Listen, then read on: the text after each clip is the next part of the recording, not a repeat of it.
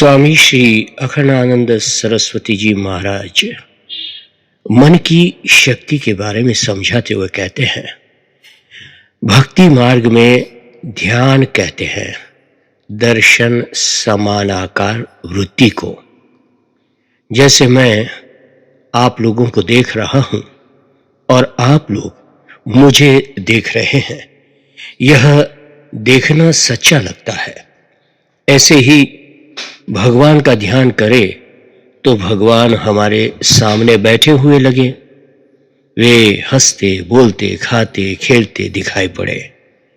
ध्यान में हमारी इतनी तन्मयता हो कि यह संसार भूल ही जाए। हमको अपने ध्यान में भगवान का स्वरूप कि वे व्यापक अविनाशी सच्चिदानंद घन है, भगवान के गुण दयालुता उदारता कृपा वात्सल्य आदि, भगवान का परम मनोहर सौंदर्य श्याम रूप, उनकी चेष्टा शरीर का हिलना आदि, उनकी लीला, उनका नाम, उनका वृंदावन वैकुंठ आदि धाम, ये सब अनुभव में आए और संसार के दृश्यों के समान ही प्रत्यक्ष एवं सत्य लगे। एक संत की कथा इस विषय की कही जाती है। वे एक धनी व्यक्ति के यहाँ हल जोतने की नौकरी करते थे। हल जोतते जाते और नेत्र बंद करके भगवान का ध्यान करते जाते। इससे कभी कभी कुछ भूमि बीच बीच में जोतने से छूट जाती थी।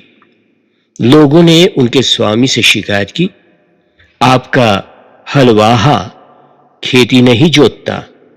वे धनी सज्जन एक दिन खेत देखने आए तो देखा कि बैल चल रहे हैं, हल की मूठ पकड़े हलवाहा भी चल रहा है, किंतु उसके नेत्र बंद है।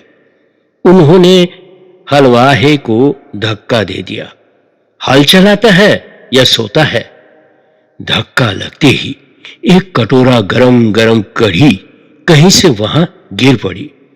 धनी सज्जन ने चौंक कर पूछा, ये कढ़ी कहां से कैसे आ गई? हल चलाने वाले संत ने बड़े संकोच से बतलाया, मैं ध्यान में भगवान को नैवेद्य अर्पित कर रहा था। कढ़ी परोसने को मैंने उठाई ही थी कि आपने मुझे हिला दिया, इससे वह मेरे हाथ से छूटकर गिर पड़ी।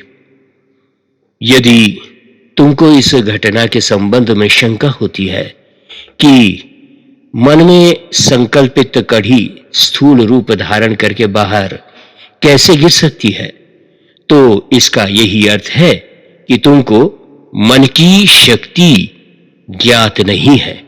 यह मन की ही शक्ति है जो तुम्हारे हाथ, जिह्वा और वाणी को गति दे रही है।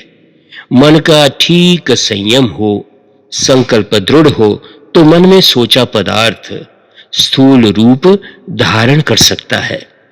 मन में भगवान के लिए जो कुछ सोचोगे वह होता जाएगा।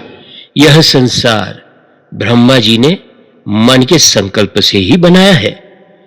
भगवान नारायण ने मन के संकल्प से ही उर्वशी अप्सरा को प्रकट किया था। योगी अपने मन के ही संकल्प से अनेक रूप काय व्यूह बना लेते हैं। जय सिया राम, जय श्री कृष्ण।